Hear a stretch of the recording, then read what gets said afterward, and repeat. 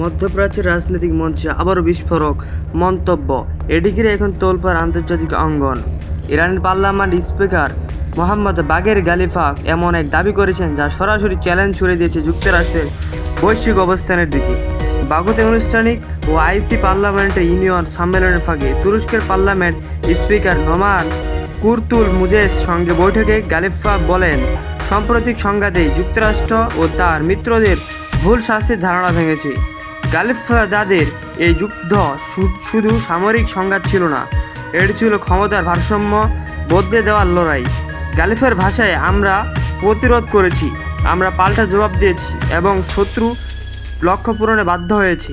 তার বক্তব্যের ইঙ্গিত, চাপ, যুদ্ধ এবং নিষেধাজ্ঞা কোনোটা ইরানকে দুর্বল করতে পারেনি, বরং আরও শক্তিশালী করেছে। গালিবাফের অভিযোগ, পশ্চিমা শক্তিশালী দেশগুলো দীর্ঘদিন ধরে মধ্যপ্রাচ্যে তাদের প্রভাব বজায় রাখতে ভুল কৌশল ব্যবহার করেছে। কিন্তু এই যুদ্ধের পর পরিষ্কার হয়ে গেছে, আঞ্চলিক সংগঠনের মূল উৎস ইসরায়েলের নীতি। বিশ্বের অন্যান্য দেশে যুক্তরাষ্ট্র আধিপত্য এখন আর আগের মতো কার্যকর নয়।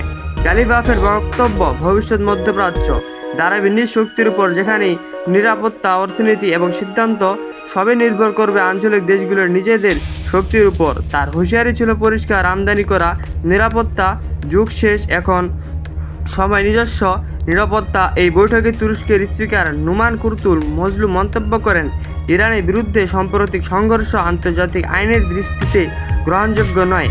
এছাড়া গাজা ও লেবাননের পরিস্থিতিও উপেক্ষা করা যাবে না। দুদেশের বক্তব্যের এক ধরনের রাজনৈতিক সমান্তরাল অবস্থান স্পষ্ট হয়ে ওঠে।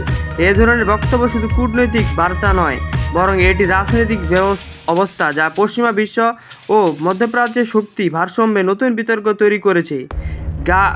গাওয়া কিন্তু এখানে শেষ নয়, কারণ গালিফাবের শুধু বর্তমান নয়, ভবিষ্যৎ নিয়েও দিয়েছেন এক রহস্যময় ইঙ্গিত। তিনি বলেছেন, এটা তো কেবল শুরু, আসল পরিবর্তন এখনও বাকি।